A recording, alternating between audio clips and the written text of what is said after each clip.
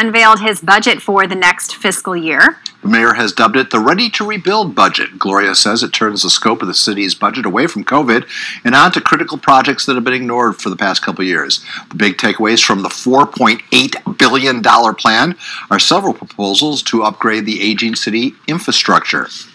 In terms of traditional infrastructure, the proposal allocates $77 million to street resurfacing, $8.8 million on major stormwater infrastructure, and another $4 million on pump station and repairs. In terms of human infrastructure, the city is asking for about $63 million to give to homeless services. An additional $4 million will go to parks and recreation services. So joining us now to weigh in on Mayor Gloria's Ready to Rebuild budget, and if boost San Diego's infrastructure, if it will in fact do that. KUSI Contributor, AM 760 radio host Mark Larson. Mark, always good to see you.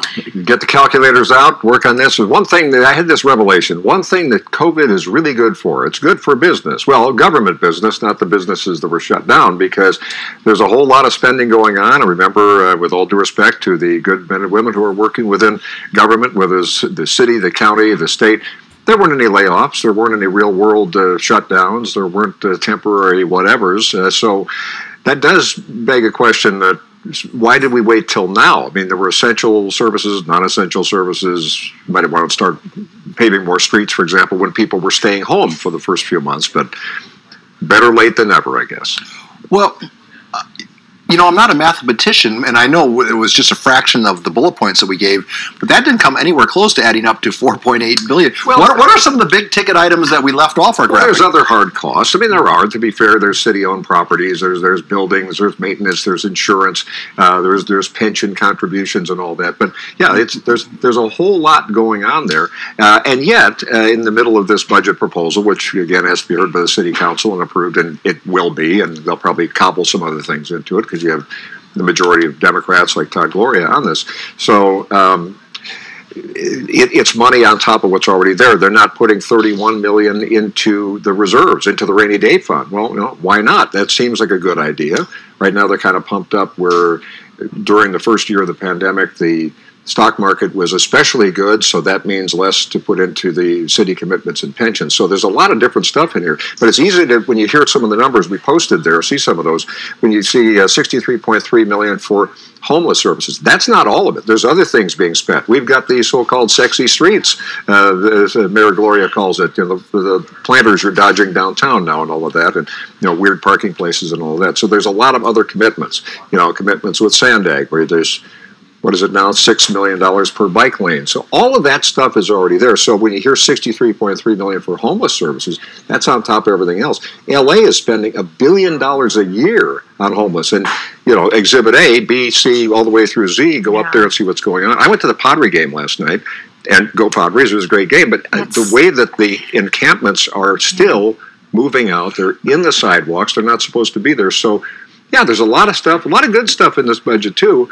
But you just wonder, and it's our job to question where the money goes, how it's being used, and if it will be effectively used. But we're talking an increase of 8.2%, or I think it was $143 million. Where is that money coming from, and should we be putting more into the reserves? Very good question, because if not for the business of COVID and the relief efforts, the American Recovery Act, as it was called, that was jammed through in D.C. because of COVID, and we have to do something, anything. You remember back when Kevin Faulconer was still mayor at the beginning of COVID, where there was all this talk like, oh, this is going to get ugly. Shut businesses down because they're not essential enough, and then we wonder where's the sales tax revenue, and people are staying at home and what have you. So there was a preparation for, we're going to have some big tax increases, this is going to be a big sea of red ink beyond what it already is.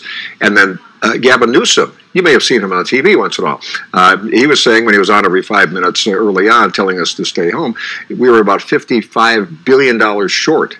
That could have been a colossal pain in the you-know-what for California right now, in addition to for locally. But then here come the white knights, whatever you want to call them, with the COVID money that came in not only through the American Recovery Act, but a lot of COVID money, to the trillions related to that. And if not for that infusion, San Diego would be in big, big trouble right now with the bottom line. But there were millions, tens of millions of dollars with that. Some of that will get pushed into next year, but then we got more money from the state and feds. So without that, it would not look so rosy. So. Well, yeah, so maybe we can elaborate on that a little bit more, because depending on who I talk to, on what side of the aisle they hail from, California is experiencing a biblical record of surplus in way of money, taxpayer money, obviously. Yeah. Or then I talk to someone like yourself who says, hey, if it wasn't for the federal government's spigot, we would be upside down like the Poseidon Adventure. So who's telling the truth, or can both be true?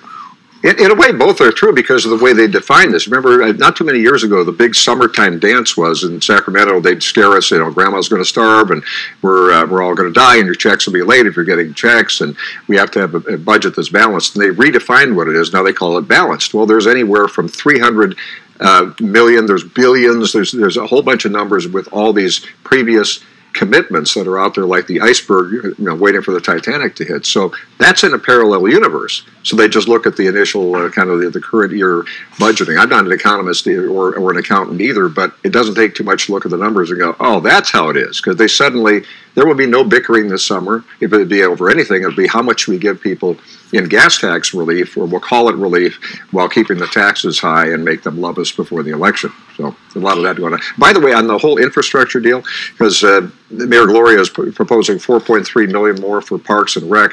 A lot of those are some neighborhood parks where there haven't been parks, and that can be fine, well and good. Here's a big iceberg, if you will, Balboa Park, and I'm involved in the Air and Space Museum there. Estimates are up to $300 million in deferred maintenance on the city-owned buildings for museums in the park. So a few weeks ago, you had Mayor Gloria, with all due respect, going through with a nice photo op, and they all looked fantastic, and they're taking a symbolic walk through the park, and there was a commitment to a few things, and then nothing. I would suggest that the mayor and city council take a walk through the park once in a while. Maybe get out of downtown at 202 C Street and walk a block over behind the Grand Hotel. Look at the encampments that I guess we clean them up and move them street to street or whatever.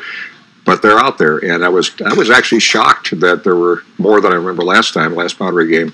This is my first game of the year, and I thought, well, it's quite interesting. So a lot of money ought to go there, but not. Of course, the answer on that is let's build more affordable housing, which isn't all that affordable. So.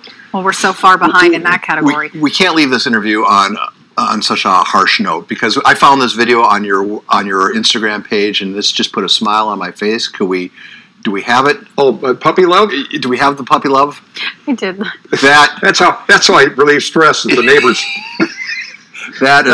That's Bella and 65-pound Teddy about to body slam me there. This is Aww.